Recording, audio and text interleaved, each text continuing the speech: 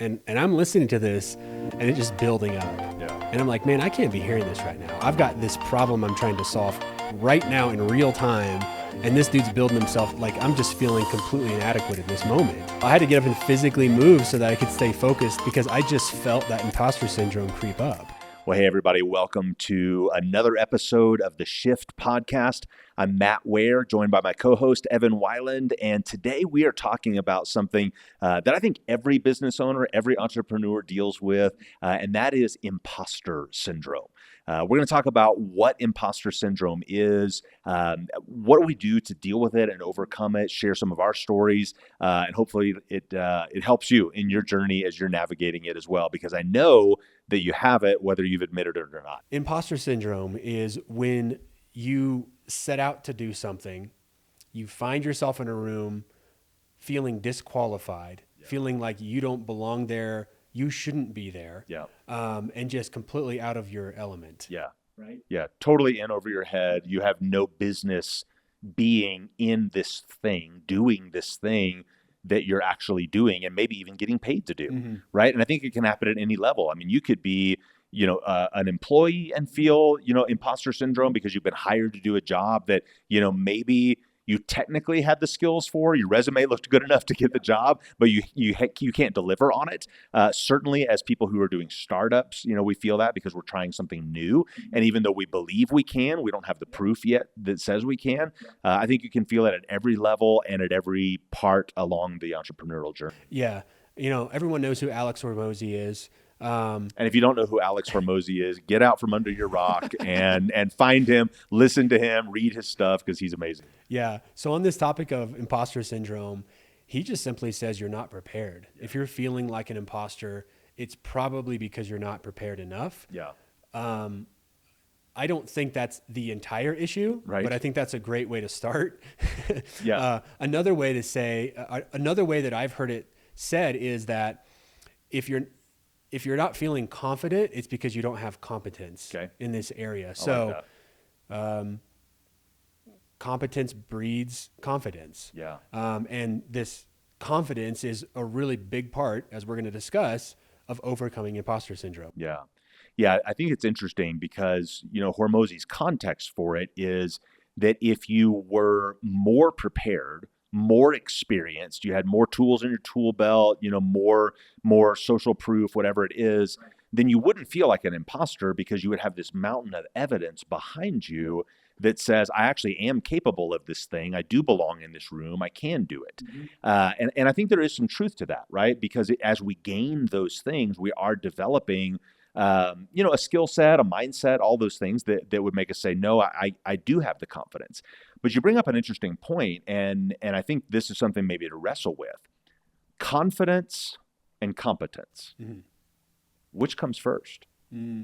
Because I think you could maybe play this both ways, right? Like you have to have enough confidence to start doing something so that over time you can actually build the competence, build the skills. But then at some point it's your competence, your skills that actually breed a different level of confidence. So from your perspective, I mean, what comes first? Is there a right or wrong in that? Or is this just sort of different people in different places on their journey? I think in general, everyone does better when they're more prepared. Sure. I think we can all agree on that. Yeah. But I also believe that what separates the men from the boys is when you just dive in and just feel the imposter syndrome, be okay with that, and just make peace with it. Right. You know what I mean? Yeah, absolutely. Well, and of course, the old adage, fake it till you make it, right? And we're all familiar with that. If you are in any level of entrepreneurship or business ownership, you have thought it and probably done it. And I think it's a little bit of a double-edged sword, right? Because on the one hand, you actually kind of have to fake it until you've made it. And John Maxwell talks about this, the idea that it's okay to fake it till you make it, as long as you eventually make it, right? Like if you just fake it forever, then there's a level of maybe some hypocrisy, a lack of integrity in that. If you don't ever really follow through on developing the skills. Competence? Yeah. At some point, you actually do have to get good at what you do. but you can't let the fact that you haven't made it yet keep you from stepping out and trying and doing something. Yeah. I would love to get into the personal side of this. I want to ask you, do you have an example of when you set out to do something Yeah. and there it is, imposter syndrome crept in? Yeah, 100%. So, I started Catalyst Marketing a couple years ago, and it was a brand new thing, a new venture for me, a new career path entirely, new skill sets that I was learning, and had to, like anybody watching or listening, if you've started something from scratch, you know what this is like. You have an idea, you have an opportunity, you have a vision. You don't know exactly how it's going to work out, but you're stepping out to do it anyway, right? And so, yeah, I'll never forget the imposter syndrome that I felt when, I was trying to acquire clients, right? Because I'm doing marketing services for small businesses, and had a number of discovery calls and proposals and things like that. And I'll never forget that feeling when the very first client said yes. Oh, And all of a sudden it went from, oh shoot, now I actually have to deliver on what I sold I them, remember this conversation. right? Yeah. Because it's one thing to like build it up in your mind and you do the cold outreach and you do the sales calls, like all this stuff. That's one part of the client acquisition process. But then when somebody actually agrees and you're thinking to yourself, okay, well now what, right? So I remember in that moment feeling like such an imposter, right? Like I think I'm a total fraud because I just sold this guy on the idea that I can do this for him. Yep. And the reality is I've never done it. Yep. Right? Like I don't have a mountain of evidence. Yep. I have no case studies. I have no social proof. I have nothing I can point to that actually says I'm able to do this thing that he's now paying me to do. Yeah. Now, you could say I'm faking it. You could say I'm a fraud. You could say I'm a liar or whatever. I think that's just part of the process when you start a new business. Yeah. You roll out a new product or service, and you've got to have the confidence to sell the thing, and then the competence. You sell it, and then you develop the competence to deliver on it. Or at least that was my mind. So then what I did in that moment was say, okay, I had enough confidence to get him to agree to pay me, which seemed crazy at the time, right? It does.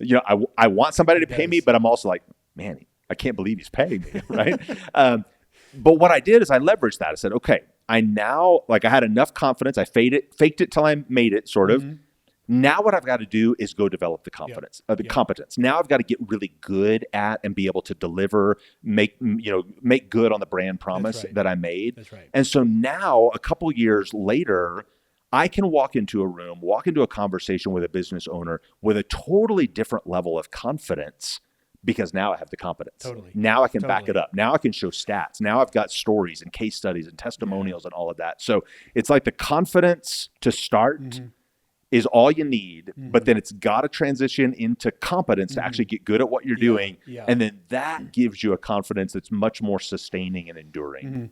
I'll tell you though, from the sidelines, it was really fun to see that play out. Yeah, I'm sure it was. It was great. Yeah, a little bit of a twisted sense of fun, but okay. I was totally rooting for you, but I was like, this is awesome to see it play out. Right. So I want to commend you for dealing with the imposter syndrome, feeling it, and then this is what I heard is that you had confidence in yourself to deliver. Yeah. You had the growth mindset to know that you're going to figure it out.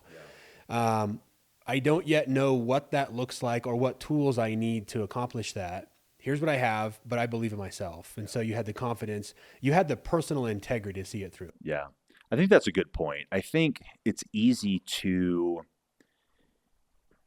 say, this thing isn't proven, this product, this service, this business idea, this concept, this isn't proven, but I'm proven. Totally. Like, I know what it takes to get my butt out of bed and work hard and figure it out. Take it to the bank. Yeah. And so like that is settled. So I could be an imposter in the sense of this thing I'm doing. I could feel like an imposter, but I'm not an imposter as a person, not as a human being. I think having confidence in yourself is key. This isn't for everyone, but a source of my confidence is Christ. Yeah. And when I feel led by him to go do something as an entrepreneur, I have the most confidence. Yeah. You know what I mean? Yeah, absolutely. Well, you and I are both people of faith, and maybe you're watching and listening. You're a person of faith, but even if you're not, I think you can understand this and resonate with this. The Bible talks about in one verse about how important it is. The way it phrases it is to not cast off your confidence, Right. to not get rid of your confidence. Don't forsake it. Don't abandon it. You need confidence, and it says because it brings a great reward. Now, biblical context, there's a spiritual application there, but I think it applies just sort of universally. When we have confidence, there's a reward, there's a payoff to maintaining a sense of confidence in our hearts about who we are, what we're called to do with our lives, our sense of purpose. There is a payoff for maintaining that, even in the face of sometimes feeling like an imposter. Let's shift gears a bit and talk about emotional awareness. Okay. Some may call it emotional intelligence, others call it self-awareness. It all means the same thing. It's simply being aware of the imposter syndrome that we're feeling in the moment. Yeah. And I think the reality is that we're just going to have to reframe it. Right. If we're going to feel this thing as an entrepreneur, as we level up and do something new and make a shift, it's going to come. Absolutely. Like we can't avoid it. Yep.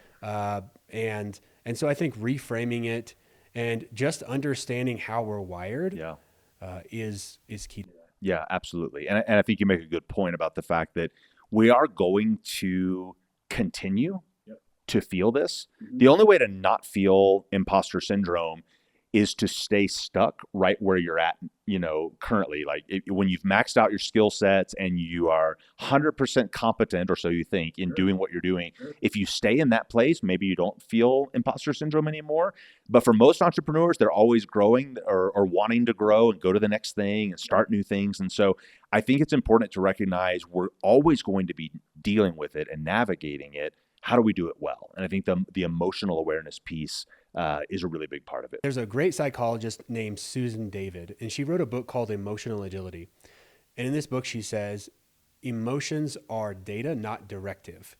And so if we put this in the context of imposter syndrome, I mean, it feels real. Absolutely. It feels really, really real. 100%. But it's not a directive. We don't have to, it doesn't have to guide us or lead our actions. We can assess it, be aware of it, realize that it's data, and simply ask ourselves, like a scientist, what does this data mean? Yeah. What is this telling me about myself? Well, and I think, I can even speak to that from my own experience in the entrepreneurial, part of this, right? You and I have known each other for a long time. I'm older, I've got more gray hair, but you're a lot further along in the entrepreneur thing, right? Like you've done businesses for a long time, and I've only been in this type of role for a little while. And so it was easy for me to look at you and say, man, you've got it all together. You obviously, you know what you're doing, you know how to talk about these things. And so even though I could come into a conversation, we'd have lunch or coffee, and I could talk a good game, deep down inside, I was like, man, I don't know if I've got what it takes to do what you do. Yeah. I don't know if I can build a business like you've built it. As we got to know each other more, and you were gracious enough to pull back the curtain and be honest and vulnerable and all of that. And what I began to realize is that even though you are successful and you do have it together in one sense, you do still have insecurities and misgivings and feelings of inadequacy for yourself. And I think knowing that, it kind of normalized it for me to say, like, okay, here's somebody who I respect and look up to and is successful, and yet they're struggling with things, which means it's okay if I struggle with things too. Feeling the imposter syndrome is not going to keep me from being successful as long as I learn how to navigate it well. Yeah, it's funny that you say that, and thanks for sharing. I was just sitting in a coffee shop maybe, I'd say a week or two ago, a coffee shop that I visit a few times a week while I'm working remote. Yeah. And there were a couple of gentlemen sitting less than 10 feet from me. I was totally eavesdropping. And they were in real estate. And it was obvious that one guy was a little bit further ahead than the other.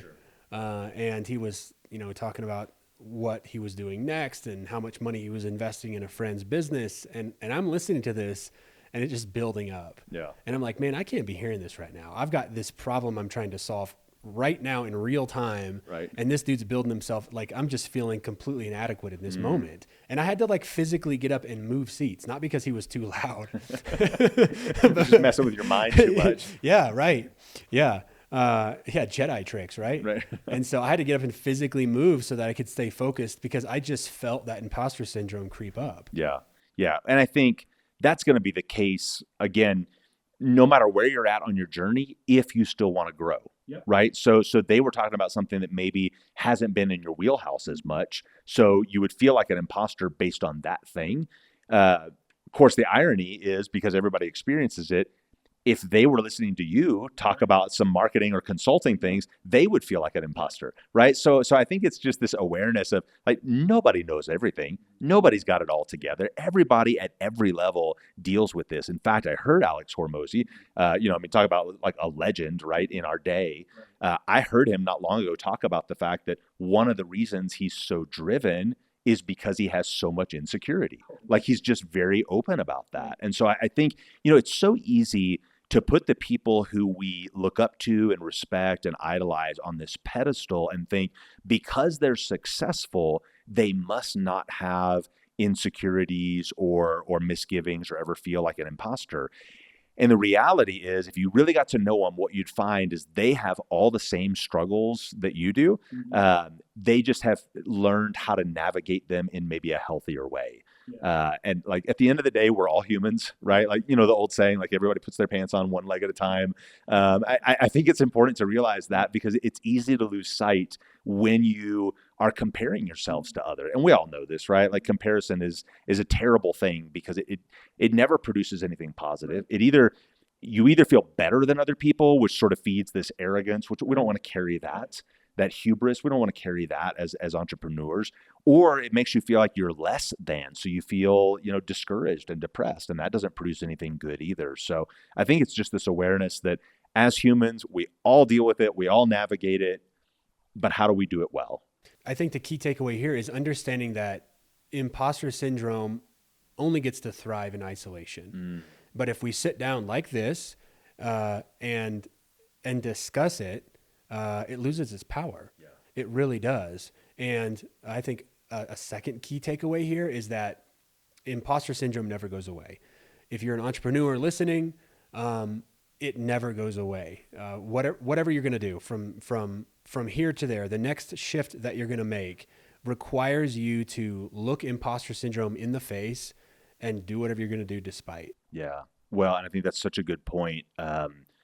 Andy Stanley, another leader that I look up to and have a lot of respect for, he says this a lot. He says that we have to understand as leaders that there's a difference between a problem to solve and a tension to manage. That's good. And sometimes we're trying to solve a problem and it's actually not solvable. It's just a tension we have to learn to live with and learn to manage. And I think imposter syndrome is like that. It's not something you're ever going to solve and completely eliminate from your life. It's a tension you have to learn to live with and learn to manage, again, hopefully in the healthiest way possible. So Matt, I just covered 2 key takeaways, and I want to cover a few more just to summarize today's episode. The best way to overcome imposter syndrome is be prepared. Yeah. Reframe it, right? Because it's data, not directive. Yep. And then consider your source of confidence if you're a person of faith. Yeah. Yeah. So good. Man, I love talking about this because it's something we have lived, are in the process of living. And I know if you're watching or listening, it resonates with you too. Don't be afraid to admit that, right? To bring it to the surface. Like you said, I love that it thrives in isolation. So if we can just bring it to the surface with trusted people, it loses its power and we can start to really overcome it. Thanks so much for being part of this, for making the shift with us in all these areas of life and business. We'd love it if you would share it with somebody who you know could benefit from it. And of course, subscribe so that you don't miss the next episode when it drops. Have a great week and we'll see you next time.